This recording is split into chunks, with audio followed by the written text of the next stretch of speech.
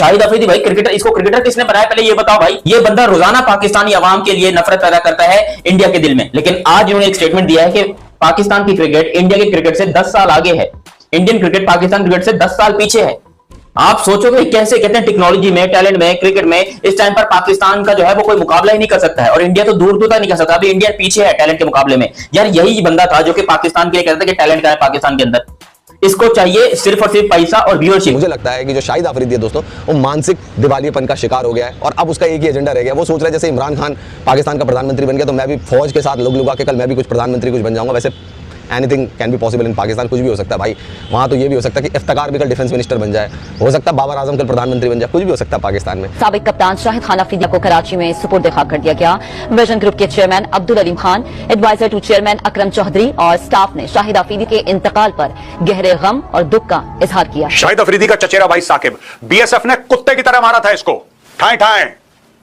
तब से ये भुना बैठा है, ये भुना बैठा है कि तुमने मेरे भाई को मार दिया। वो लश्कर तैयबा का मेंबर था, वो लोकल कमांडर था, मारा उसको बीएसएफ ने ढेर कर दिया। उसकी जेब से प्रूफ, शाहिद अफरीदी के साथ फैमिली फोटोग्राफ, पता नहीं क्या क्या। फिर बीएसएफ कान खड़े हुए कि यार ये शाहिद अफरीदी का फैन है, क्या है, क्या चक्कर क्या है इतनी शाहिद अफरीदी की फोटोग्राफ।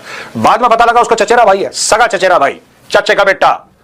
तब से शाहिद अफरीदी के गैर फुके हुए हैं दोस्तों। हमारी फौज तो इतनी ट्रेंड हो गई है कि ये तो मुकाबले ही नहीं कर पाएंगे। अफरीदी जी आपने चाय की ऑफर करी है तो मैं ऑफर ये करूंगा, फिर 93,000 आप भेज दें, फिर उनकी जब पतलून उतर जाएंगी। इस बंदे की बोंगियां इतनी ज्यादा हो गई है यार, इतनी बकवास, इतनी बातें, इतनी, ये क्या है शाहिद भाई को कौन सा क्या पी रहे हो आजकल, क्या कौन सा भाई आप लोगों ने यहाँ पर शुरू किया हुआ? क्योंकि आप खुद सोचो, एक तरीके से दुनिया को चीज नजर आ रही है, दुनिया देख रही है, आप यहाँ पर बैठ के पाकिस्तान की आवाम को, पाकिस्तान की बेचारी पब्लिक को भूतिया बना रहे हो। कहाँ पाकिस्तान है कहाँ इंडिया, मतलब कोई कंपैरिजन है क्या इन दोनों देशों का? मतलब पाकिस्तान 75 सालों के बाद भी कहाँ लगा पड़ा है, मतलब समझ में ही नहीं आता कि कौम पे लोन है या लोन पे कौम है, क्या चल रहा है इस देश में किसी को नहीं पता। मतलब अगर चाइना और IMF लोन देना बंद कर दे तो पाकिस्तान में तो अगले दिन की तनख्वाह देने की उनकी सरकार के पास पैसे ना हो। क्यों पाकिस्तान कोई सबूत ही दिखा दो यार कि पाकिस्तान दिखाया है। एक अभी भी हमारे पास है, एक को हमने चाय पिला के वापस भी कर दिया आप लोगों के पास, पटाखा पड़ जाता है वहां पे पाकिस्तान। तुम लोगों की 8 लाख फौज वहां बैठी है यार कश्मीर में। शायद भाई किस चीज में आगे है, किस चीज में मुझे बताओ, ये देखने में आगे है। आप वेबसाइट जाकर देख लो, पाकिस्तान के अंदर सारी की सारी बैन हुई पड़ी है,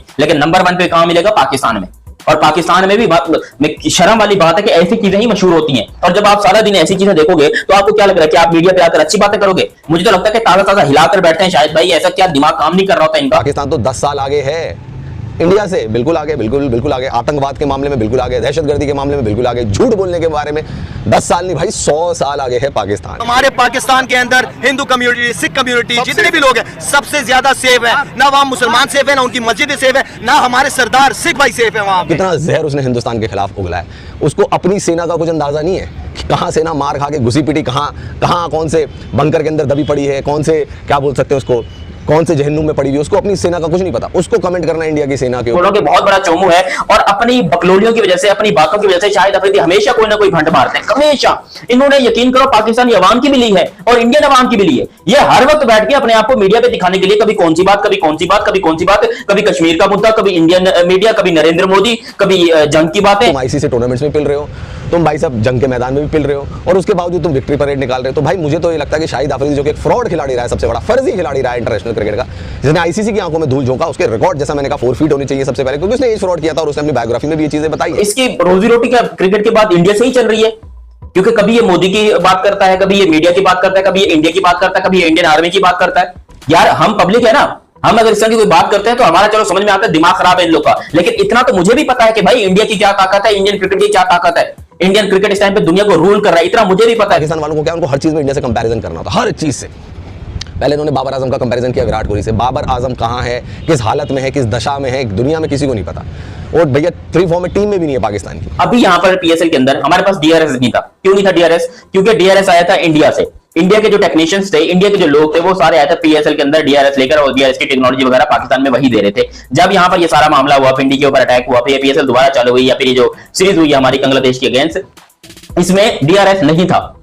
क्यों नहीं था DRS? क्योंकि इंडियन लोग वापस पाकिस्तान। शाहिद अफरीदी भाई क्रिकेटर, इसको क्रिकेटर किसने बनाया पहले ये बताओ भाई, इसको क्रिकेटर किसने बनाया?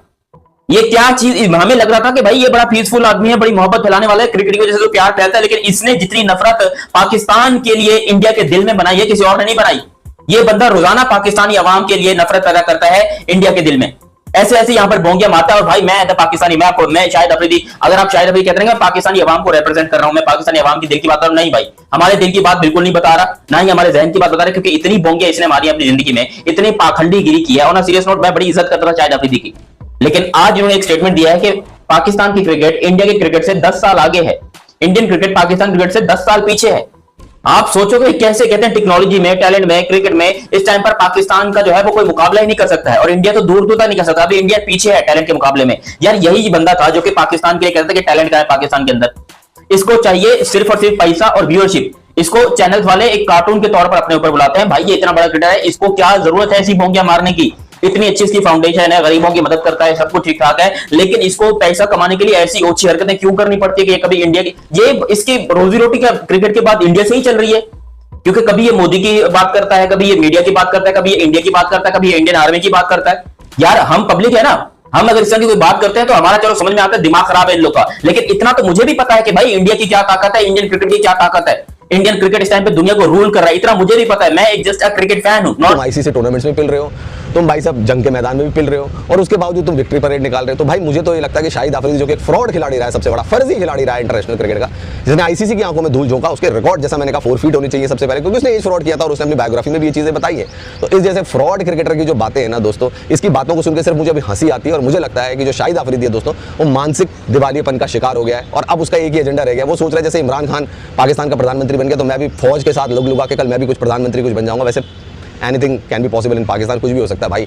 वहाँ तो ये भी हो सकता है कि इफ्तिकार भी कल डिफेंस मिनिस्टर बन जाए, हो सकता है बाबर आजम कल प्रधानमंत्री बन जाए, कुछ भी हो सकता है पाकिस्तान में। तो दोस्तों आप खुद ही समझ सकते हैं, आप शाहिद अफरीदी अभी मतलब उम्र तो हो गई, उसकी ससुर भी बन गया है, लेकिन यार कल उसकी अभी बच्चों वाली है। अभी यहाँ पर पीएसएल के अंदर हमारे पास डीआरएस नहीं था। क्यों नहीं था डीआरएस? क्योंकि डीआरएस आया था इंडिया से। इंडिया के जो टेक्नीशियंस थे, इंडिया के जो लोग थे, वो सारे आए थे पीएसएल के अंदर डीआरएस लेकर, और डीआरएस की टेक्नोलॉजी वगैरह पाकिस्तान में वही दे रहे थे। जब यहाँ पर ये सारा मामला हुआ, इंडिया के ऊपर अटैक हुआ, फिर पीएसएल दोबारा चालू हुई, या फिर ये जो सीरीज हुई हमारी बांग्लादेश के अगेंस्ट, इसमें डीआरएस नहीं था। क्यों नहीं था डीआरएस? क्योंकि इंडियन लोग वापस पाकिस्तान आए ही नहीं। जब ये मामला हुआ तो इंडियन लोग पाकिस्तान से चले गए, तो फिर वो वापस पाकिस्तान आए ही नहीं, जिसकी वजह से पाकिस्तान को बगैर डीआरएस के अंदर ये पीएसएल भी करवानी पड़ी। उसके अलावा अपनी जो ये बांग्लादेश और बांग्लादेश वाली सीरीज है ये भी करवानी पड़ी। और ये शाहिद भाई बैठ के बोलते हैं कि पाकिस्तान जो है वो 10 साल आगे है इंडिया से। शाहिद भाई किस चीज में आगे है? किस चीज में मुझे बताओ, ये देखने में आगे है। आप वेबसाइट जाकर देख लो, पाकिस्तान के अंदर सारी की सारी बैन हुई पड़ी है, लेकिन नंबर